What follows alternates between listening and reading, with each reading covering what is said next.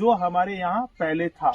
तो अब हमारे मन बुद्धि चित्त अहंकार यानी अंतःकरण और कर्मेंद्रियां ज्ञानेंद्रियां और अंग ये तब बीमार होते हैं जब ये हमारे कहीं ना कहीं मित्रों प्रेशर में आते हैं, किसी न किसी प्रोटोकॉल में आते हैं, किसी न किसी बंधन में आते हैं। तो उसकी पहली जो यहाँ पर चिकित्सा सिद्धांत है वो ये है कि आप स्वतंत्र हो जाओ, जब जैसे मर्जी हो। और मैं लोगों से कहता भी हूँ तो क्या धक्का मार के चलो ये करना ही है?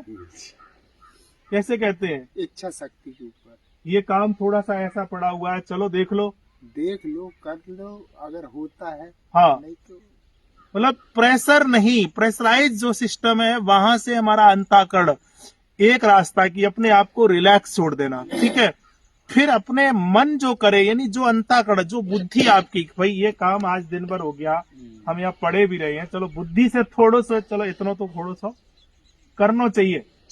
और एक ऐसा होता है कि नहीं ये हमें टारगेट दिया गया, ये तो हमें यानी लेबर वर्ग मजदूर, वो लेबर चाहे किसान खेत की हो चाहे किसी बड़ी से बड़ी कंपनी, वहां टारगेट सब फिक्स करते हैं। और टारगेट जब फिक्स होता है तो मन नहीं होता है, बुद्धि भी नहीं उसमें लगती है, टारगेट पूरा करना है। तो भैया आगे का अंतःकरण का हाल क्या होगा, यानी हमारा चित्त में वो वृत्तियां जो है ना वो छाप छोड़ देती हैं।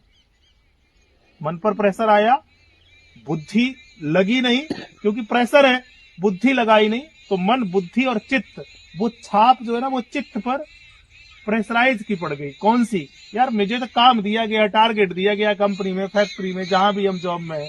तो वो क्या होगा कि वो छाप जो आपके चित्त पर पड़ी है वही आदत आपके निजी जीवन में फिर आप प्रेशर से यानी वही चीजें वही व्यवहार आप अपने निजी जीवन में करने लगते हो और अपने साथ भी करने लगते हो। ये गहन बात है। वैसी ही आदत में तो इस समय हमारे यहाँ तभी कहा गया था कि उत्तम खेती मध्यम बान करे चाकरी, कि नौकरी करना ही कुत्ते जैसा काम है, क्योंकि वो आपके मन बुद्धि चित्त अहंकार यानी अंतःकरण कर्मेंद्रियां ज्ञानेंद्रियां इनको सबको ही खत्म कर देता है यानी भ्रष्ट कर देता है।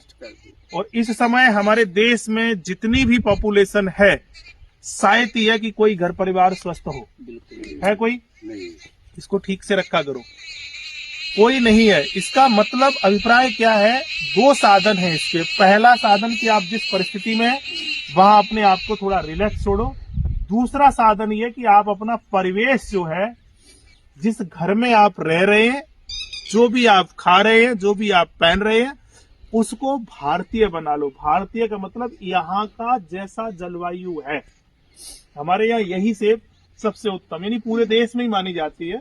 लेकिन कहीं पर आपने देखा होगा किसी देश में लकड़ी के घर हैं, किसी देश में बांस के घर हैं, यानी जहां पर जैसा होना चाहिए था वैसा प्रकृति ने संसाधन पहले से दिया हुआ है। हर क्षेत्र में बांस तो नहीं है, तो हर क्षेत्र में बांस के घर भी नहीं होने चाहिए, लेकिन आजकल पढ़े लिखे लोगों ने क्या किया, हर जगह ले जाकर के बांस ही बांस। यानी जहां पर जो विषय और वस्तु चाहे वो चर हो या फिर अचर हो, अगर पैदा नहीं हो रही है तो उस विषय वस्तु का वहां पर उपयोग भी नहीं करना चाहिए। ये है भारतीयता। तो जलवायु को ध्यान में रखते हुए और आप कहीं भी जाते हैं तो सबसे पहले जल और वायु दो तत्व बिगड़ते हैं, जलवायु परिवर्तन। और तीसरा अग्नि तो लगभग सबका ही बिगड़ा, हर जगह गैस ही गैस चल रही है, तो गैस सबको ही बन रही है। तो मित्रों एक छोटी सी चर्चा थी, आज की सुबह की थी। अब हम थोड़ी सी मेहनत भी कर लें, धने से जामवंत जी और बानर सेना। ठीक है, मिलते हैं किसी अगली चर्चा के साथ। धन्यवाद।